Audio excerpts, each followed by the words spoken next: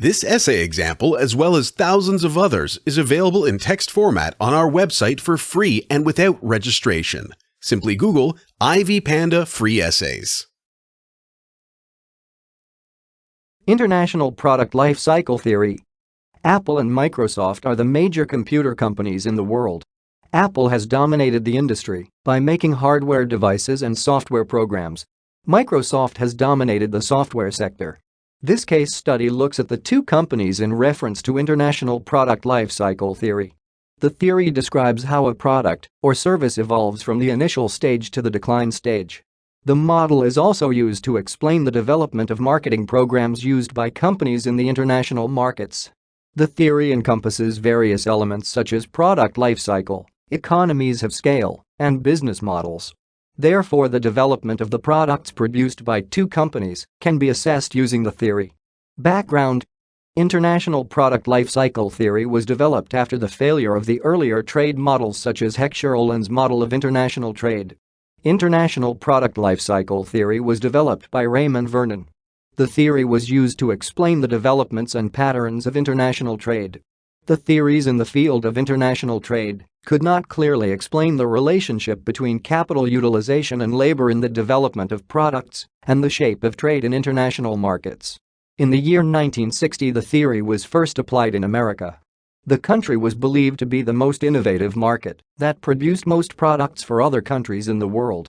According to the theory, America as the market innovator could develop products and export them to other countries. After repetitive production, the country would focus on imports. Moreover, as the product moves through the life cycle, the producing country tends to focus on foreign direct investment. Further developments. In addition to early developments, International Product Life Cycle Theory has undergone a lot of changes. More developments have been made to improve its efficiency. One of the key changes to the theory was the inclusion of differences between countries. The concept of country differences indicates that various countries are able to trade if they have different innovative approaches, climate, and geographical features. The concept of similarity between countries has also been used to enhance the development of the theory. In this case, a product that is produced in one country can perform well in another country with similar features. For example, if a computer is developed in America by Apple, the best place it can sell is Canada since the two countries tend to share similar features. Development of the theory has also embraced the concepts of dependence, independence, and interdependence. Dependence refers to a situation where one country relies on another. For example, most developing countries depend on the developed nations for the supply of computer software. Independence refers to a state where one country can produce and buy its own goods. Computer industry. International Product Life Cycle Theory can be applied to the computer industry. Based on stages in the product life cycle, it is evident that computers were first introduced by American companies such as Apple and Microsoft. At the introduction stage, the computers were targeted for American markets. Apple and Microsoft produced related products in the same industry.